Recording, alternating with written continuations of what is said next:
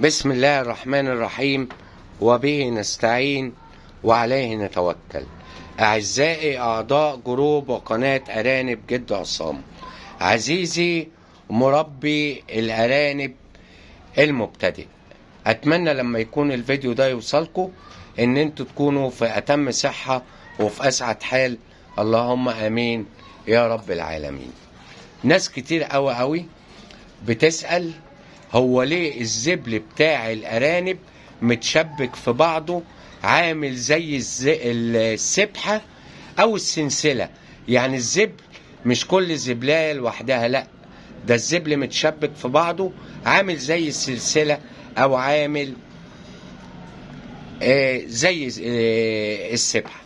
يا جماعة دون يعتبر مش مرض، ولكن اللي بيحصل ان الارانب في فصل الخريف بالذات اغلب الارانب عند المربين بتقلش.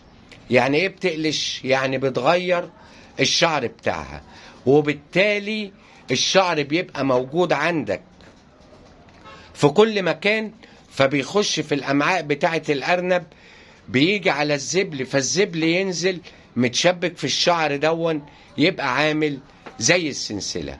يبقى القلش بتاع الارانب ده سبب رئيسي.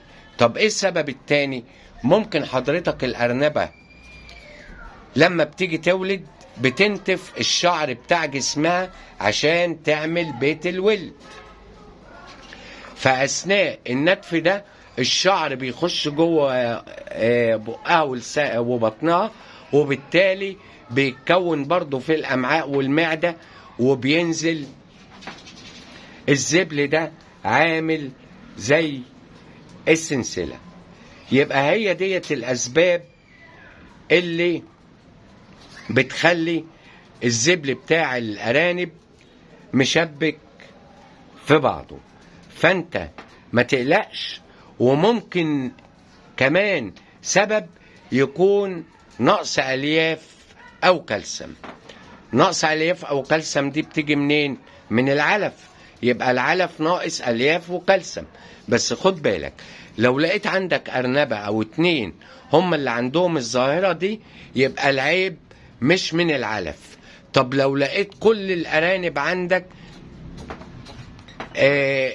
الزبل بتاعها عامل زي السلسلة، يبقى لا، ده كده عيب في العلف. العلف ده نقصه ألياف وكالسيوم.